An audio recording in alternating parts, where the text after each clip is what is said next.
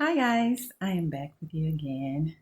Um, yeah, I don't do this often, but I do it. I do enjoy it. Um, anyway, let's get to business.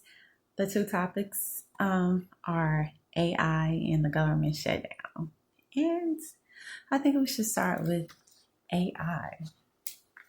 Well, as a blogger and a writer, I have been writing about the advancement of AI and the threat to humanity for years. And this is where it's going.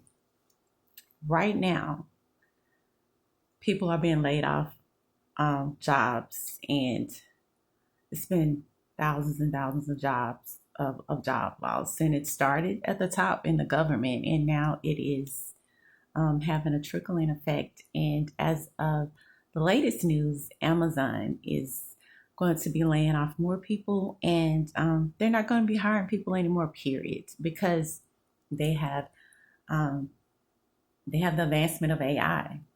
They're going to be using robots. They're going to be using drones. They don't need us, um, and that's what I've been writing about for years. And you can go to my blog. So the bottom line, you're either going to have to merge with technology in order to continue to live in society. They are beginning to phase out the middle class, so it will only be two classes: the rich and the poor.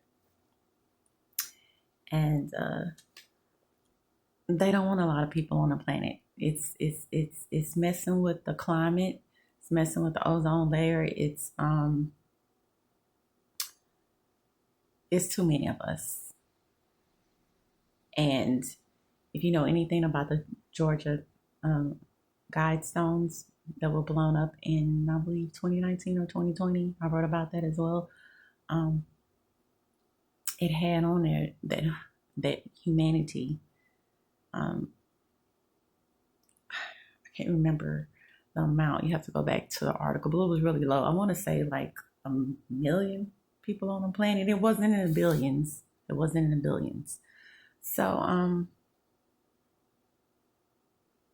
it's a lot happening right now. It's a lot happening with that. And I don't know, I'm not in fear.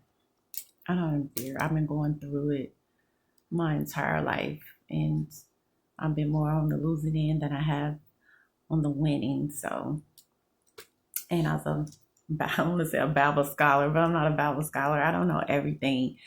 Um, but I've been reading the Bible for a long time, and I have, ever since I've been a little kid, I've been focused on the end. And maybe that's because of my beginning.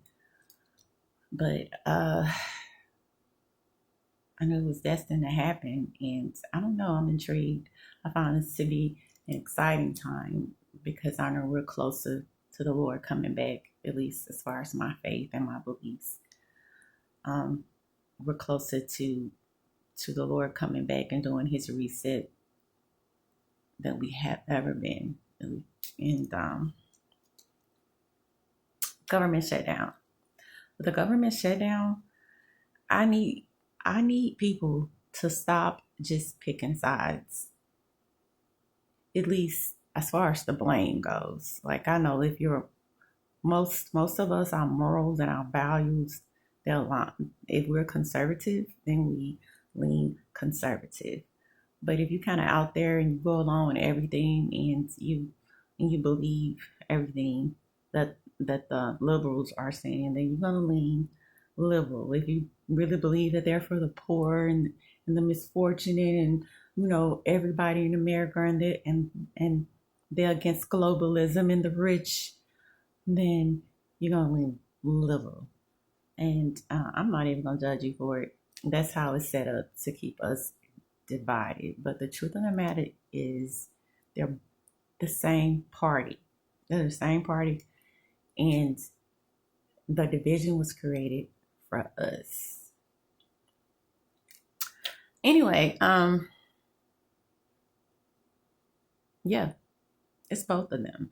And the reasons that they're giving us don't even make sense. Like, if you're getting illegal citizens out of the country and they have been doing that, why would healthcare for illegals even be an option? Why would the Democrats fight so hard for that? I don't believe that. And when I did my own research, what I discovered was they were allegedly fighting for cheaper health care for Americans. And something about the Obamacare is ending and they want to extend it. But also on the Republican side, but they're not saying this as much. They're saying they want to fund illegals. But from what I can read and what I've been seeing, a lot of the funding for insurance that they don't like, which I don't either, it's been going to transgender surgery, transgender care, trans mental health, and things like that. And I do think that that's what the Democrats are trying to hold on to, that funding. But I haven't discovered that yet, but that's what I think. And that's, what the push and pull is. But the bottom line is you have over 40 million people that are losing their SNAP allegedly for November. So to be concerned about the healthcare but not be concerned about the current welfare tells me that neither side is concerned about the American people in general. It's the power play within. It's the setting up the stage for chaos and division and chaos, division, and violence right here, so they can put the hammer down on Americans who cause civil unrest, so they can restructure this world and the rules, and so this new order can take a stand.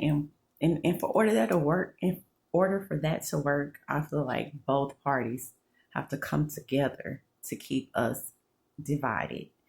And I need people to stop pointing the fingers at each other and not lose your mind and not panic, but we got to come together and help one another get through this. It's whoever's in power, it's going to cause chaos. It's going to cause some division. It's going to be collateral damage, and some of us are going to suffer.